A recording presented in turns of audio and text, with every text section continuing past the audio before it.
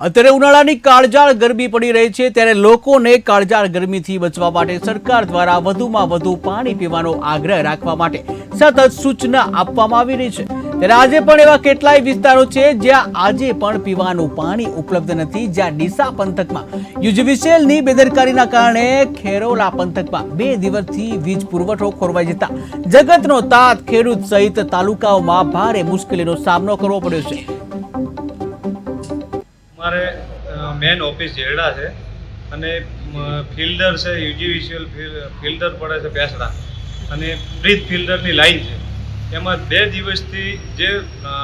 Railway crossing છે એના નીચેથી વાયર જે કેબલ છે એ ફાયર થઈ ગયો છે। અમને હેલ્પરનું જણાવવા મુજબ 2 દિવસથી અમારે પાણી આવ્યું, લાઇટ આવી નથી, તો એના કારણે હાલ અમારે કુલ 150 જેવા બોર છે, એમાં 3000 અલગ અલગ જગ્યાએ 3000 તો પશુ છે, એમાં માણસોને પીવાના અને પાકનું બહુ મોટું નુકસાન છે। જો ખેડૂતને આવેલો કોળીઓ મોઢામાં આવેલો હાલ જવાની પરિસ્થિતિ ઉપર છે અને ગરમી એકદમ હાલ તાપમાન ફૂલ છે, તો એના કારણે હાલ ઝડપીમાં ઝડપી પ્રાંત સાહેબ અને યુજીવીસીએલ મળી અને અમને તાત્કાલિક આજના દિવસમાં 2 દિવસ તો થઈ ગયા છે, આજના દિવસમાં અમને ગમે તે હાલતે